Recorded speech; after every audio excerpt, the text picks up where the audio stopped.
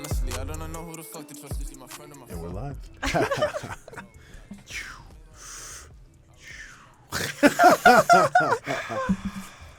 All right, this is cool because this is number 2, right? Episode number 2, trial number 2. This is the second time, right? It's just it takes so long to get used to all this equipment, and it is hot in here. We gotta get a bigger office. Yeah. Oh, yeah. Right? But either way, we are live, ladies and gentlemen, right here in the UVO studio, here at Realty One in Midvale, Utah, right? So, what do we want to talk about today? What do you want to talk about? What should we talk about, Jen? What should we talk about? Let's talk to our guest today. Yeah. So today in the studio, guys, we have Jeff. Jeff. Today, I can't wait for Jeff's podcast, by the way. Jeff's going to be so good in the podcast. Oh, yeah. But today in the studio, we have Jennifer Langford at Jen the Realtor. Jen the Realtor. Follow me. Yep. Follow her. So a lot of exciting things going on with Jen.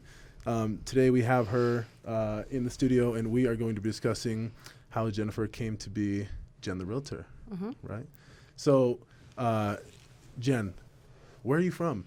I'm from Salt Lake City, born and raised, and that's it. Like I'm here. I'm from Salt Lake, and Whoops. Okay, hold on. We're going with this. By the way, huge shout out to whoever the hell makes these things.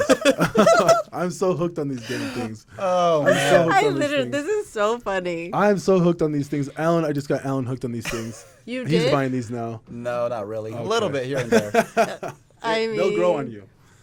They'll grow on you. But anyways, we have Jennifer Langford here in the studio. Jennifer, one of our top producing agents here on the team. She's only been in the team, what, 4 months, 5 months? 4 months, yeah, since July. 4 months. And so we are extremely happy and blessed to have Jennifer Langford here on team UVO, Utah's very own. And for any of you guys watching, if you I'm guys excited to be here. Thank you. What's an absolute pleasure to have you here. Oh, thanks, Alan.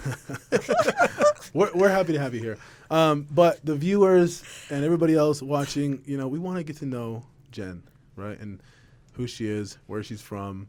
And I feel like what better place to do that than here on the podcast. So Jennifer, tell us about yourself. Where are you from? Jen, tell us. I'm from Salt Lake City, Utah, born and raised. Went to school here. I went to like 5 different high schools. I got pregnant when I was 17, so that kind of like sped up my growth, my maturity level. But now I'm here. I'm a real estate agent, and I just, yeah. Cool. Are you? You gotta like dig. I'm gonna dig. Because dig. I'm like, So, for everybody watching, our first episode, we had a 30-minute time slot. We couldn't go past 30 minutes, and we figured out the issue, and now we have 3 new cameras that'll go for ever, right? So the podcast now will be a lot longer than 30 minutes, and hopefully we'll be able to get the story of Jen the Realtor here in these first 30, or this as long as we have now. So it's really awesome. But Jen, you're very interesting, and I'll tell you why. From my personal experience with you, is you are very closed off. ooh, Very closed off. Very closed off. When I first met Jen, and still to this day, Jen is all about business. Business. We barely get a glimpse of her personal life. We barely get a glimpse of who she is in real life. And we met last Wednesday. For all you guys listening, we had a nice lunch, and we discussed some things about Jen. She opened up, which is really awesome. Very beautiful story, by the way. And I thought to myself, man, what better place to tell this story than on the podcast, right? Because you come from a really, interesting background. But your story, I feel like, is very inspirational for a lot of people, right? And I think there's a lot of, especially single moms out there. We have quite a few of them on the team who are entrepreneurs, right? Who are self-employed and who depend solely on themselves, right, to bring home the bacon for their family, right, and their kids. So I commend you for that, for being not only a provider, but a damn good provider, right, for your family. And again, we just want to, one of the reasons why we started the podcast is so we can just kind of show people. Thanks for that introduction. Yeah, of course. Anytime. That's what I'm here for. Yeah. But yeah, so tell us how it started. You were born here in South Salt Lake, correct? Yeah. Well, I was born here in Salt Lake. My family moved to South Salt Lake when I was about second grade. And my childhood was very chaotic because my parents got divorced when I was at a very young age. And so it was very interesting because my dad ended up buying a house for my mom, which was 2.5 blocks from my dad's house. And he was technically renting the house to my mom. And long story short, we were like children and we would be walking back and forth to my parents' house. Yeah. And so that was like my childhood, and that was completely normal, right? Mom and dad are divorced, but yet you're like bouncing around from house to house, which is fine because they were so close. So my dad ended up spiraling into this like depression where he started to do drugs. And so I was, third, fourth grade dealing with my dad battling his struggles and overcoming his drug addiction. My mom ended up taking custody of all of her 3 kids. And so, long story short, it was a progressional, deciding factor on like what I wanted to do with my life. Yeah, yeah. So your parents got divorced at what age again? I think it was 9. 9 years old? Mm-hmm. You're completely conscious and aware of what's going on at that time. Mm-hmm. I mean, that's like my son is 10 right now. Mm-hmm. And I could never imagine putting my kids through that, especially my son. My daughters are so young, it probably wouldn't impact him as much, but I think my son would leave a huge impact on him. Mm-hmm. So, yeah, and you know what? What is the deal with Utah? Utah, there's so much drug addiction here. Mm-hmm. Yeah. I mean, even like I was talking to one of the agents earlier, and I was telling him about the volunteer organization that we used to do. And we would volunteer the park, downtown Pioneer Park. Oh, yeah. So if you guys know about Pioneer Park, it's like right now they're cleaning it up, and they've been trying to for the last couple of years. But before that, it was just like the dumping grounds of Salt Lake. And we would cut hair for people there. And we would literally set up like a barbershop tent, and we would have chairs in a row. We had tons of students there who were helping out cutting hair. And we would just take anybody who walked up, and, well, people who were there were homeless, right? Less fortunate, they'd come up and get a haircut. And they would just slam like a needle of heroin right in the chair in front of us. And I'm like, all right, well, we're not here to judge. We're going to do our thing, man. Like, we're not there to judge. Where I'm from in Vegas, that was everywhere, right? And so I was around it when I was a kid, and so for me, it wasn't that big of a deal. But to see the look on other people's faces who were there, who were volunteering with us, they were so shocked. And I'm like, this is Utah that people don't really see. I think drug addiction is huge here in Utah. Yeah, I think a lot of people keep it on the hush. Everyone has their experiences or knows somebody that has been doing drugs or has had that addiction. And I think a lot of people don't talk about it, because like I grew up with my dad addicted to drugs. He was in and out of rehab, going to NA meetings, and I was there doing acupuncture with him and just helping him go through his struggle, getting his little chips. And that was my life. It was normal for me, and I just think about my friends, like they had no idea. I wasn't going to share this with them. Yeah. And so I think that's why a lot of people don't talk about this. Yeah, it's like hush hush. Which is why I feel like you've been through a lot in general. At a young age, you've seen a lot more than anybody should. At the age of 9, the divorce, that will affect you. Drugs as well, that will affect you, being around that. So I feel like that forced you to grow up a lot faster than you wanted to, which is unfortunate because that way you can't really enjoy your childhood. Instead, you're stuck around that environment. Yeah, and I think it definitely challenged me to like think big because I never wanted to be around that at all. I never saw myself. And mind you, I was very self-conscious about my dad because I had a very great relationship with him prior to getting involved in drugs. And so it was, it was a struggle to like continue to have a good relationship with him, build him up, and then watch him spiral down and relapse over and over. And so this was throughout his life. Crazy. Pretty tough. Yeah. I mean, I've had experiences and even myself, dabbling here and there, but I always knew when to stop. Yeah. Like, hey, the party's over. Like, it's time to get back to life, and some people, they don't have that ability. So, I mean, it is unfortunate, right? But I'm not saying I'm happy that happened to you. I would never wish that upon anybody. But I'm telling you, I've seen it with a lot of people who are self-made, who work their ass off. They have a great work. A lot of people who are self-made entrepreneurs deal with a lot of struggles when they grow up that most people don't. They're not exposed to. And like I told Alan in the last podcast, like that's really what shapes you, for who you are today. Yeah, absolutely. I think like I commend my mother because like I said, she was a single mom. She took in my dad because he ended up losing that house. And so my dad had bought that house for her. So technically it was my dad's house. So my dad ends up moving in the basement. My mom is upstairs and she's dealing with like him going to rehab and going to drug court and doing all of these things. And my mom was supporting the whole house.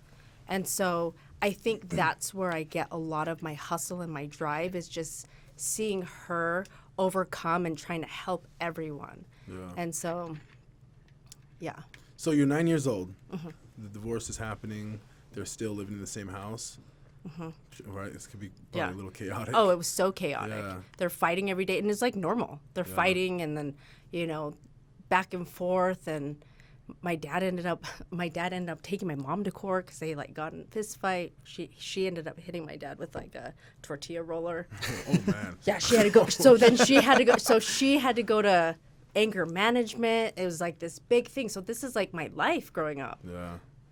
And so I understand that this struggle lasted a while for your father, correct? Yeah. So it lasted. I want to say like over a decade. Yeah. So it was like, and mind you, he had great times where he would be clean for a year, probably max. But I would say it was like a struggle throughout his whole, adult life. Yeah. And then, did you graduate high school? Did you get into college? Of course. Come Oh, on. let's hear Come it. on. Talk to us about Yeah. that. So I graduated high school. I got pregnant the summer of going into my senior year. So that was a life-changing moment, obviously. I ended up graduating early, and then that following January, the following semester, I started college. So my mom has always been like that. Like I said, she's always been the person to push me to do more, to be better. And so, sorry. So did your dad attend your graduation ceremony? Was he there? Yeah. So he was supporting you throughout this whole, even though he was, in and out. In and out. He was always there when he could be there. Absolutely. Yeah. He did actually go to my graduation. Oh, that's cool. That's cool. And so how was your mom and dad's relationship at that time? Were they getting along? Were they? They always got along. However, it was always very chaotic. So there was always some kind of fight. But then there was a lot of love. Yeah. So she wanted to help him. So she was like always, buying him food or whatever she needed so she could help him. Because eventually she moved out of that house because that was technically his house, and she got her own house. And so then that was my dad's house. Yeah. And she didn't move too far. She moved to West Valley. Oh, okay. Yeah. So you guys are still here in Salt Lake Valley. Okay. You're a native. You're a native. Utah's very own. Yeah, Utah's very own. I like that. So you're Latina. Your mom is Mexican, right, from Mexico? Yeah, she's straight up from Mexico. And your dad's Caucasian, right? Yeah. From the U.S., from here. Yeah, I mean, interesting, because when I first met you, I'm like, Langford, like, was she like previously married and kept the last name, or? Nope, that's my maiden name. There you go. Okay. So you're here now. You're doing real estate, right? You're killing it. You're doing very well. And we'll get into your real estate career here in a minute. But I still want to touch on, number one, the journey from, growing up in this hectic household and, looking into, hey, what do I want to do eventually to get myself out of this position? Did you turn to a basic 9 to 5? When did you start hustling? When did you start working? So I started working when I was 16. I started at, I believe it was like Subway, and I worked there for a week. My first I was making like $6.10 an hour. Yeah. And I was like, the hell am I going to do with this kind of money? And then after... Well, you could buy a footlong. I mean, I got those for free, so there was no need for that. But so after that, I started to, wait tables. So I got into IHOP. From there, I went to Olive Garden. And then I was always I always felt like I was too good for the job. I was like, this doesn't make sense. Like I have so much skills. I have so much to provide that I would get jobs and then I would quit within a week or 2 weeks. So I've had multiple jobs. So. Sounds like my story. Yeah. I literally had like 20 jobs before I turned 18. And then I thought, and I got down on myself because everyone's working, saving for college or going to college. And they're like, dude, you can't even keep a job like at Jiffy Lube is like a oil monkey or whatever, you know what I mean? Grease monkey. And I'm like, damn, you're right. Like, how am I going to do this for 40 years, and get to 60 and 65 and eventually retire? And I'm like, there's no way that's going to happen, And so I found my, I guess, entrance into being an entrepreneur because I felt like I had no other option. I couldn't keep a job. Like, literally quit every job in the first day. Sometimes not even the first day. Sometimes like the first hour. I'd walk in and I'm like, yeah, this is not for me. I'm out, and I would leave. And but I always gave myself credit for having the balls and the courage to do that. Not putting myself through years of hell, eventually realizing what a waste of time that was. And so by the time I was 18, I was like, this is not for me. I'm out, and I eventually got the hell out of, working 9 to 5 and figuring out other ways to do it. Well, I mean, at least you're not like Alan over here was never. Why are you looking at me? Well, because you never, you started off a little bit differently where you didn't have to work for somebody else because you were always hustling by yourself. Well, yeah, I never really worked for anybody. Even though I did work as a waiter, etc. But no matter what, at an early age, even at the age of 14, I began roofing. Yeah. So you're working for a roofing company, but you're still working for yourself. You still got to show up. But even that, after a little while, that didn't really fill your bucket. Got to admit, it's kind of hot when it comes down to roofing. Yeah, it is. Yeah. And it's a hard job when it comes down to it. So, shout out to all the roofers out there. Oh my God, dude. I could never do that job. Yeah. I could never do that job. That's like the hardest job, I swear, roofing. But yeah, like what you mentioned as well. I mean, what you mentioned, you couldn't really work for anybody. That's why even at an early age, I began selling whatever I could find. Yeah. And I just found my calling, so to say, to that. I just loved doing that. And wherever I did work, I was still doing my own thing, when it came down to it. Yeah. So, Jen, what was your last job? So my last job, oh my gosh, I was working at a call center, and we resold supplements, so we sold them on a subscription. Yeah. And so I was on a dialer, so I was doing 800 calls a day. It was nonstop, dialing, and it was good. The money was good, but it was just it was a dead end job. There was no real career path. There was no real movement going on. I wasn't going to stay there. I just knew that the money was good. I was going to stack up, grab my money, and then go. Yeah. And so that was my last job. And once that completely shut down because they restructured pay schedules and the whole commission structures, that I just bounced. And I was like, okay, this is my moment. I can collect unemployment while I hustle real estate. And so that's really what I did. Wow. So what was it like when you first got into real estate? What was it like? Yeah, was it everything you thought it would be? Were people calling you left and right going, Jen, no, sell my home? No, I did get one call like that, which I thought that was fun. Good. But no, I've always been a hustler, and I think that calling job made me realize I could do the phone calls. Yeah. I have no problem getting on the phone and talking to people. And so I'm really grateful for that. And a lot of my past jobs as well. And so real estate was fun to me. It was new, it was exciting. Whenever you do something new, it sparks your creativity. And so I was so creative in the ways that I was going to be a producer. And now you are. Yeah, you are. Yeah. And you put the work in. How long has it been? It's been 3 years full time. 3 years full time. Wow. There's still a bet going on over here. What is it? We got 4 weeks. we got 4 weeks. Oh, we do. Look, hold on. Let me just say something. I always talk about this. right? And Brendan shows up, and Brendan's driving a McLaren, okay? And even before he made the purchase, right? Alan and I, we talked about this, even with Brendan, that it's an investment, right? Because we're in an industry, just like in the hair industry, where it's all about image, right? And look at the type of people you attract when you know, have a great image, you know? And you kind of, you show your net worth to the world. And, you know, he's doing that right now, and he's getting deals from that. And these are not regular deals. We're talking about in the millions. Yeah, in the millions. And so I have always believed in that too. Like, hey, driving a nice car is you know, it's more than just a statement. Like, you attract people with nice cars. Well, people with nice cars tend to have good money, right?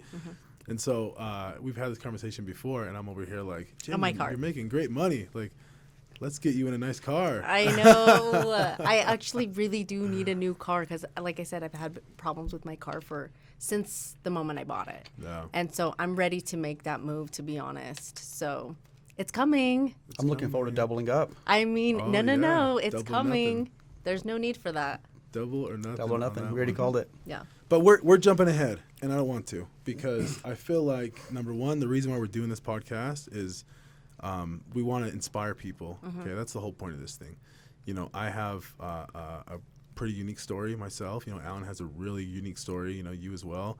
And the whole purpose of this is not to, you know, stroke our egos. Like, look at our awesome lifestyle. No, right?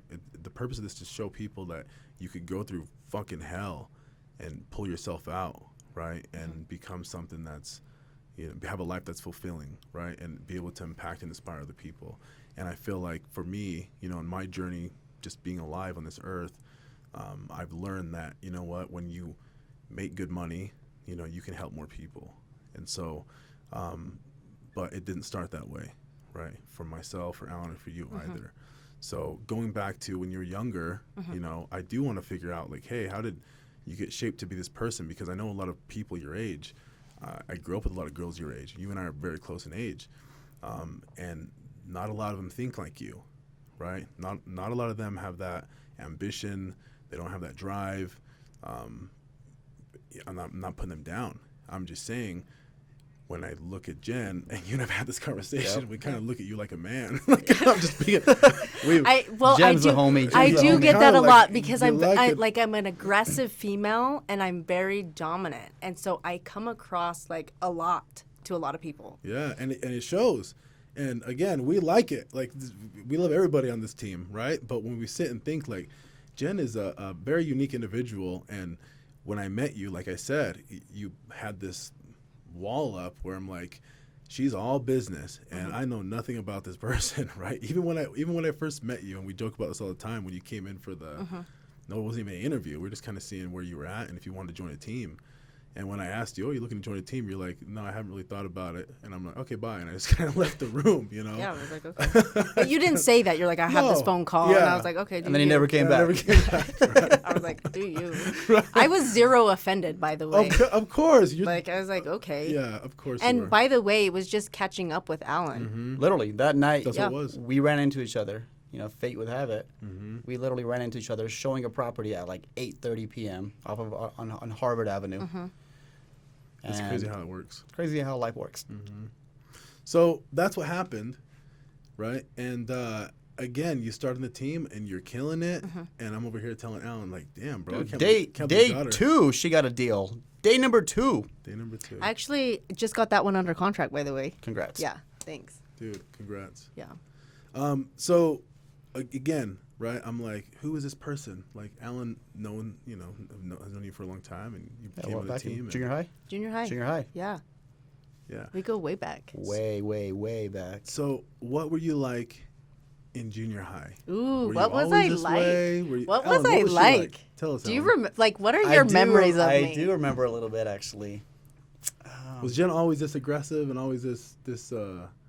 Jen, I feel like growing up was extremely unique.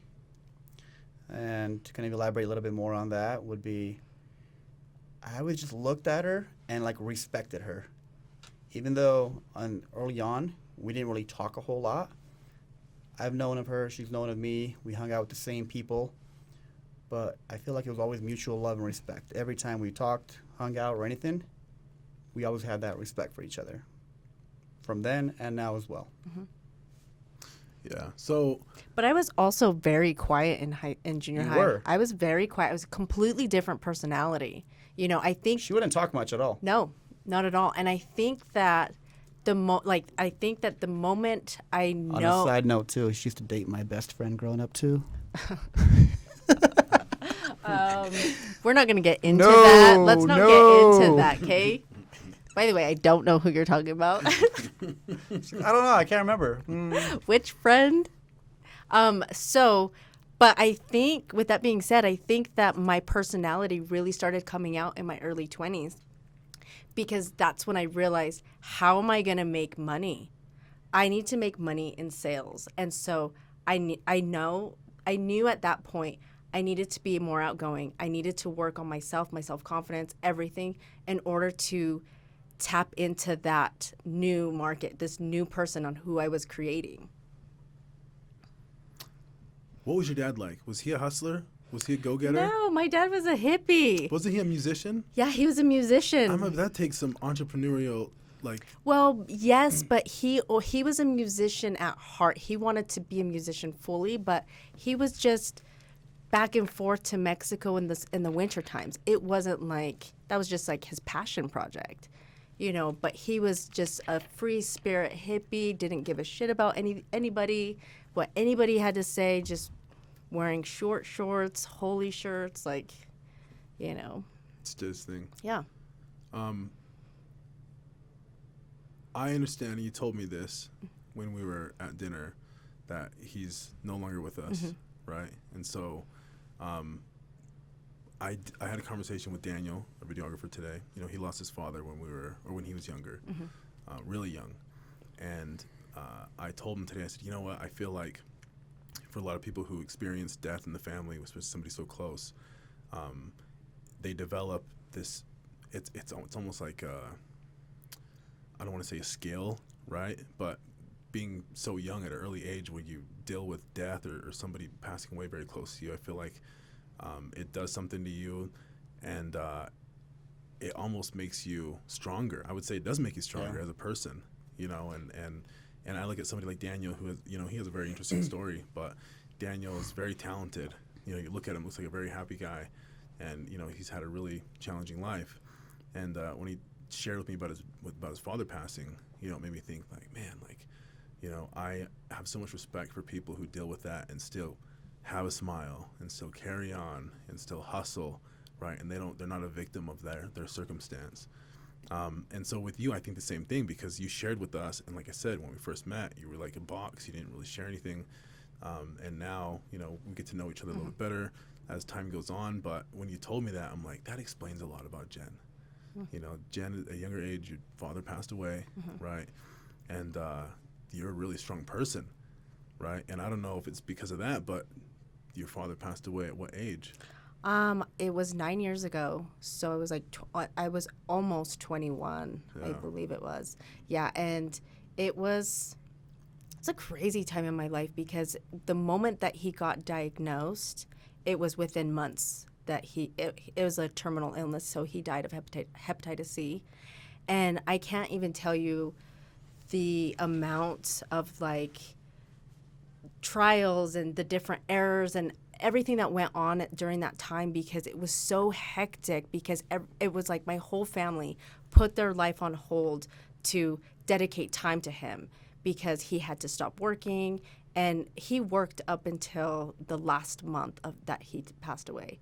And the last month, it was so crazy, because it just went from bad to worse to worse to worse. Yeah. And I can't even tell you, because it was so long ago, and I feel like I've blocked out a lot of my emotions towards it, because, like I said, I was really close with my dad. And regardless of his drug addiction, it was one of these things that, like, made me want to develop a better relationship with him.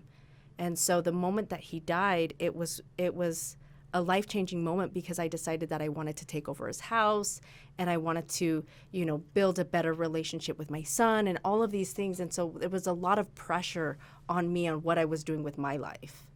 Yeah. And you were not in real estate at that time. I was not in real estate at that You weren't time. self-employed at that time, right? And so what does that do to somebody? I mean, number one, I've experienced loss in my family and friends, and that what always comes back to me is time. I always think like, man, life is short, right? And you never know when you're going to go. And so when I think about working a 9 to 5, right, I'm not putting that down. I'm not putting that down. But what I'm saying is, for me, my time just became so much more valuable. Yeah. And I would think to myself, man, like, is this really what I want to be doing if I were to die next month or tomorrow or something? Yeah. Like where could I spend my time that's going to give me the most happiness? And I don't know if that's how you were looking at life. Yeah, of course. I mean, I looked at life like I wanted to spend the time with my child. Of course, he was like 3 or 4 years old. He was a little kid. And I'm over here like I have to, A, figure out my life, B, I have to make money to support my child, and then C, I have to take over my dad's house and make this mortgage payment. And we did a full remodel on his house. So it was like all of these different avenues where, A, I wasn't even working. I wasn't making any money. I was waiting tables. And so it was so hectic and chaotic that it just made me realize that I just knew I was going to be a boss. I've always known that. I was like, I'm going to be a boss. I'm going to work for myself. Whatever it takes, I'm always going to like push and thrive to be that person. That's good. And you are. Yeah, and I feel like a lot of people who go through that struggle, they come to that conclusion. Yeah. Right? Where they're like, hey, I'm going to take control of my own life. I'm not going to let somebody else take control of my life. And when you think about how much time you dedicate to a regular job, like, that's a lot of time. I mean, when you're sleeping 8 hours a night and then you got to work 8 hours a day and you only have 8 hours left, and it's like, what all can you accomplish in those 8 hours if you're dedicating half of that day to somebody else? It's challenging. It's challenging, and I see a lot of the agents in the team who are newer agents who are still dealing with getting out of that mentality. It's a mentality. And I can see them getting out of it, and I think like, man, I know what that's like, and it's not easy. And for me now, it's like, oh man, fuck that job. Tell them to fuck off. I'm being real right now. Yeah. But it's not that easy when you're in that position and you're transitioning from working for someone to becoming completely self-employed. Well, I also think that it's a mindset. I think an entrepreneur mindset is different than a 9 to 5 mindset.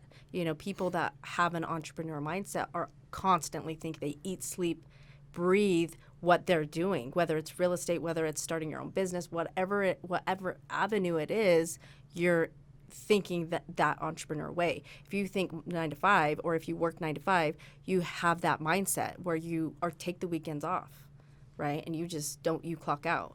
Yeah. So Alan and I, on our last podcast, we touched on that subject. Yeah. We talked about mindset.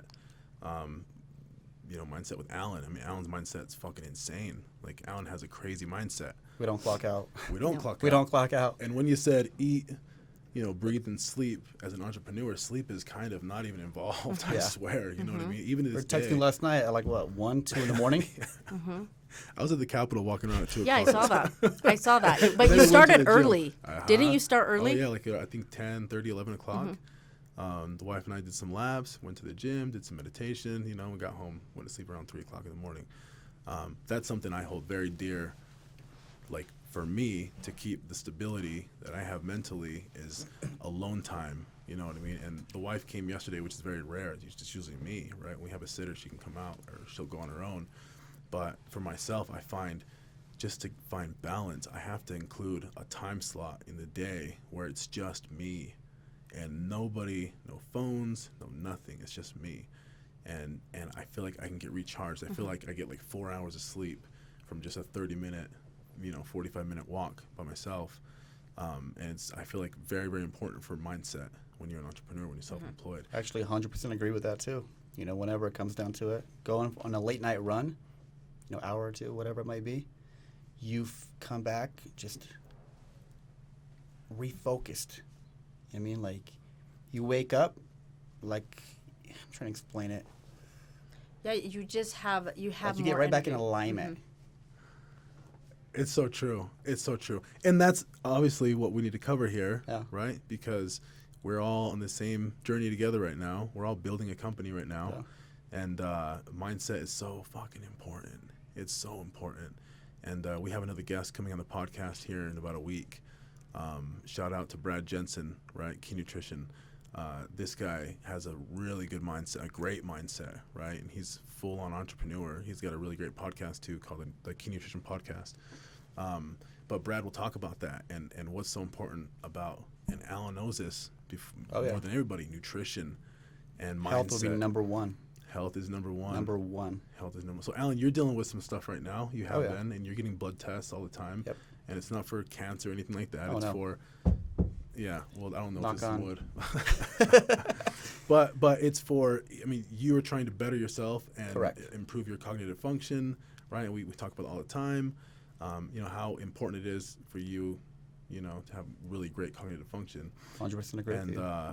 you find that foods for you impacts you the most, right? Yeah, because I'm pretty much allergic to quite a bit. Like I think I mentioned to you, I can't have dairy, I can't have wheat, can't have gluten. I didn't even know what the hell gluten was before, but I found out. But a bunch of stuff like that. I know what I can't have, and I know when I do have it, how I feel. I feel off. I feel tired. I feel weak. But when I do have the right foods, I'm optimal, like on a whole other level. So that's why going back to key, because early on in my career, I didn't really focus too much on my health. I'll be honest with you. Coffee all day long, Red Bulls all day long. The early days where you think, oh, I'm gonna live forever. I'm gonna live forever. I don't even need health insurance. I'm good. But then life will catch up with you, and then once it does, then you realize, hey, I got to make sure my health is in order, or figure out what the hell is wrong with me. So yeah, come to find out, I was allergic to a bunch of different foods and everything, and after I got all of that figured out, felt a lot better. Wow. Yeah, no, that's a big deal. That's a big deal. And you guys both focus on your health and fitness. That's a big deal to you guys. And for me, just recently, I started to focus on that. And I have seen improvement in my mentality, in my mindset. I honestly don't think that I'd be able to do this podcast, if I wasn't focusing on my health right now. So that's, again, a big part of, I feel like every entrepreneur's journey is, health is, I feel like, is one thing that they don't really talk about. You know what I mean? Like, I think here on the team, what we should do is have Justin, come by and talk about That'd be a it. good idea. A little class. And he's offered to do it. He's done it for a lot of brokerages, actually. So we'll get him over here and have him do something. But going back to you and your journey, you're in year number 3 full time. But you've been an agent for 5 years, correct? So you have a lot of experience. For a lot of the newer agents out there, because we talked about them, joining the team, and they're going through that transition, what has been something that's helped you, that made you commit completely? You said 3 years, right? What was the turning point? Well, I mean, at what point are you going to just take the leap? At what point are you going to take responsibility for your life? At what point are you going to see that you create your own life? So I think that turning point where my job was change their commission structure, and they weren't giving their employees the amount of money that, we were expecting or we had been paid. And so I just felt like I needed to start taking control of my life. And so at that point, I did get a side job. I was a cocktail waitress downtown at a club, and I did that for like a year and a half but I did that with the intention, I am going to make real estate work. And so I was working 1 or 2 days a week, which is like from 9 to 3, 4 in the morning. And so it wasn't like a full-time job. It was a side hustle to help me get by while I was doing real estate full-time. So for the agents out there who are just getting into it, right? Right now you're very successful, right? What do you feel like for you, and if you could talk to yourself when you first started, what is the most important thing? If you could talk to yourself, hey, when you first started real estate, what would be the most important thing you could tell yourself? Would it be, hey, keep trying, right? No. Don't give up. No, don't give me that cliche bullshit. I would say consistency. Consistency. Like being consistent. No matter what. No matter what. No You matter have if good it's days. party time. No matter if it's, going out for the night. If you go to sleep at 4 in the morning and your schedule is 7 a.m., you got to get up you got to get up. Yeah, I would say being consistent and being consistent with your schedule. Having a morning ritual, having a morning routine is key. It's helped me, tremendously on, just being more organized throughout my day. And so I would say consistency, one, and then I would say, just know that whatever you do today isn't going to pay off until 3 or 4 months later. And so that was my biggest thing. What I do today is going to help me with my future. Yeah. So you're on the team now, right? You joined a team. A lot of agents don't do that who've been in the game for a while. I know. So what happened? I Tell me know. what Tell happened. me about it. I was like, it was an ego thing. I was like, oh my God, I'm going to join a team. So I actually am so appreciative. I'm so grateful for UVO and like the amount of support and the amount of love that you guys have provided me with. But it was the fact that I was going through my own struggles in my own personal life, and I knew that I needed someone to just kick me and tell me like, this is like, let's go. So UVO has been great. Thank you. Yeah. We appreciate that. Yeah, that means a lot. It does mean a Yeah. lot. I mean, I wouldn't be producing as much. I'll be real. I wouldn't be producing as much as I am producing by myself, just because I know I would be more lax about my business. I'll be like, okay, I'm a producer. But now you guys have challenged me to produce more, to be more, and to just be an overall better person. Because we know that you can become more and you can do more. Yeah. You can always do more. And we want to make sure that people do not get caught up in that complacency where, they may be okay with how their life may be at that time. And that's the reason why we created the UVO. Like, we wanted to push each other when it comes down to it, which is why what we do. Like, Yeah, Alan and I never actively recruited, and I think some people out there think that we do, and we don't. We never really have. Yeah. Like, we've always just hustled and hustled and hustled and led by example, and people kind of follow, which is awesome. You know what I mean? And I feel like everyone on the team is really happy, and they're when they come in and they're here and they're in the environment, which really is what we are. This is an environment, and I feel like there are some agents who, they join teams for the wrong reasons, and they don't understand, like, a team is not just about helping you generate leads, because honestly, that's not a give and take relationship. That's like a take relationship. But for us, it's environment, overall. I mean, I swear to God, you, Jen, I don't even give you leads half the time. like Jen is on my list where it's like, well, if she wants them, she'll ask them, or I'll give them a weekend. Yeah. Jen just produces, with what you have, and I love that about you because, you're not waiting for business to fall in your lap. You are out there grinding and hustling, and you're getting it. Well, you have to. And I feel like a lot of the agents are just, the only way to get business is to cold call or go door knock. And it's not. Like, I work my SOI, which is my sphere of influence, the people that know me, the people that I built a relationship with. And like I said, I've been doing this for a little while now where I built my reputation on I can close deals.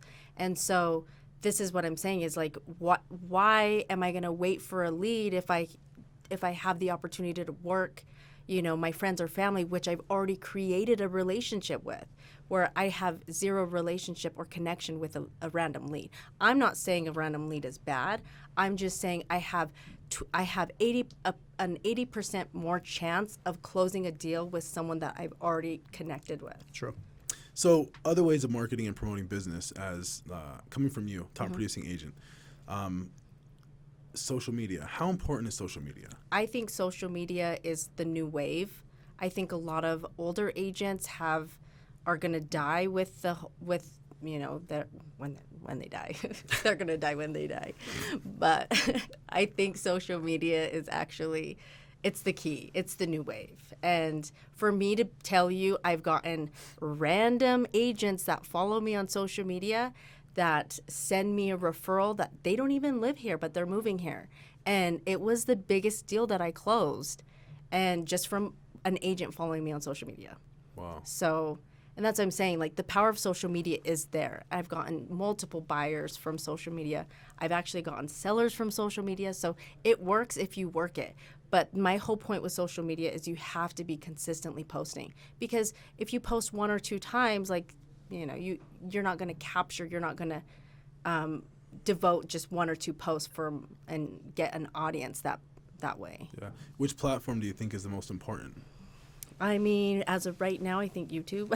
YouTube is. Yeah, I think YouTube. YouTube I is think. I mean, wild. I've seen it. You tell me. Guys, I get some weird phone call. I told you about a phone call I had Yeah. today, right? And I'm not gonna, you know, because he or she might be watching seriously, but I feel like most agents out there, because YouTube it's a more difficult platform. You have to know how to get some video production done, and you know, you have quality stuff if you want to grow your channel. Shout out to my channel, right? For, what is it? Fernando Sells Utah. I think it's what it is. Probably. Who knows? But, you know, my YouTube channel is doing pretty good. I've only got like 16 videos up there. I've got close to 11,000 subscribers. But I get a lot of engagement with people who are not around me, right? And this is a way for, I think, most people, if they really focus on it, to get engagement from people outside the state of Utah or outside their state. So I focus a lot of time and attention on that, and I've closed some pretty good sized deals from that. But for the most part, right now, and like you said, social media is the wave, really is the best way for you to get attention, right? That doesn't really cost you anything. I mean, YouTube doesn't cost me anything. I just do a video here, do a video there, and I actually get paid from YouTube, right? And so I do feel like YouTube is the most important platform. But for most people, I think maybe Instagram, Instagram. Well, I feel like I know Instagram. I feel like it works for me. I feel like, I understand the engagement and the algorithm and different things. And so I get it. That's why I'm telling you, like, I want to get into YouTube because, like you said, it is more difficult. You have to do video editing. You have to get a videographer out there. It's more time consuming, and that's why a lot of people don't do YouTube. But well worth it. Like, he'll have people come fly out just to meet you. Mm-hmm. Just to meet with you, to go out and look at properties with them. I've had that multiple times. Yeah, and people call me from, I would have never met these people, right? I mean, people call me. I had a guy from Warner Brothers Studio. He's looking to buy a house here from Seattle, and I checked him. He's legit, and we were looking, and wasn't really wasn't my type of client. At that time, he was wanting something. He wanted everything done for him. And I told him, you actually have to be here to do this. I'm not going to go and build your home for you, pick everything out for you. Really interesting situation. But the guy was a boss. He was a real dude. It was pretty cool. Mm-hmm. But I would have never been able to meet this guy through any other, I feel like, social media platform. YouTube is the best place for you to tell your story. Mm-hmm. And like some of my friends say who are, influencers in social media, YouTube is the most savage platform, because they're the only one with the dislike button. And so if you have a weak ego, a fragile ego, it's not the place for you. And so a lot of people don't do that. There's a lot of fragile egos in real estate. They can't handle negative comments, hate comments, dislikes, and I get them all the time. And they are so wild. 'Cause I'll get some comments. I'm like, this is a real estate house tour. I'm getting a death threat through You're like, huh? Comment. What the hell? I find it funny, right? I don't have a fragile ego. I could care less. Yeah. But I do feel like that's a really great way to promote your business, and for you, I tell you all the time, hey, this is next level for you. It's coming. Yeah, it's coming. This is next level for you. So I'm happy that you're constantly growing and you're thinking about building your business even further. But like I was saying, you're continuing to grow your business, and you are an inspiration to a lot of people around you. Even here on the team, a lot of people look up to you, and it's not that much pressure, trust me. Yeah. I just do me. You can perform. Yeah. They all point and go, I want to be like her, or I want to beat her. Yeah. Ooh. Yeah. Ooh. I like the challenge, though. I'll be honest with you. I do. Get used to it. You're yeah, on top. I like it. I like the challenge. It pushes me. Yeah. So, well, again, we're so happy to have you, Jen. Thank you so much for sharing with us, your story. Again, very motivational, very inspirational. Tell me about what you want to do, who you want to be, where you want to be in the next 6 months. Ooh, in the next 6 months, this is a lot of pressure. You mentioned YouTube. You're going to have a YouTube channel 6 months? Yeah, I am going to have a YouTube channel. I am, going to be producing, more content on YouTube and on my Instagram as well. But I am going to be launching, clothing line. That's going to be so fun. I'm so excited for that. So beanies are going to be dropping here shortly. I partnered with local skate shop out here, and they are going to be helping me. And it's just going to be like a great collection. So we're going to do crop tops, crop hoodies, beanies, vintage wear. It's just like that's the next chapter. Let's give you a plug. What's the name of the brand? Is this a secret? No, how is it a secret? No, so the name of the brand is J Ford. Okay. So I didn't come up with it. My partner did. I'm so grateful for him. So it's like it's moving along rather quickly. Was not expecting this, That's but so it's cool. it's going and I'm rolling with it. Don't you love when you partner with somebody who puts in the fucking Yeah. work? It's Right. he's about it, and I'm so excited because I'm like I don't have the time to be dedicating to that, so it works out perfectly. Yeah. That's why I feel like my relationship, your relationship works out so well, because Alan and I will be like, let's do it, let's make it happen, and then we make it happen, right? And both of us take care of business, right? Yeah. It's fucking amazing. So I know what I do. You know what you do. and we do it very well. Yeah. And we do it very well. So that's cool. I'm really happy for you, Yeah. right? So shout out to J Ford, coming out soon, new line dropping, website. I'm assuming Yeah, will be out everything's gonna be out shortly. soon. Awesome. So look at you. Yeah, Look at you. Look at Top her. producing agent. She made it.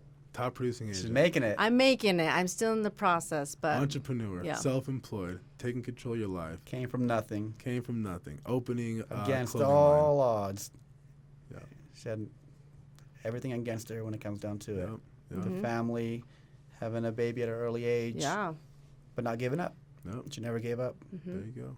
So for all the agents out there, all the people out there thinking about doing real estate, shout out to Jen. Check out her story. Very inspirational. We can find you on what? Social media? What platforms? Social media, Facebook, Instagram, at Jen the Realtor, YouTube as well, Jennifer Langford. So There we go. Yep. I love it. Well, just one of our Thank you, agents thank here in you. the team, guys. Top producing agent. Again, big shout out to Jennifer Langford. Alan, thank you so much. Thank a you. wonderful co-host.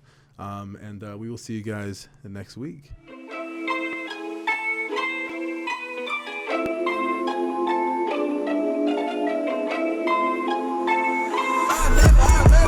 Honestly, I don't know who the fuck to trust. Is he my friend or my foe?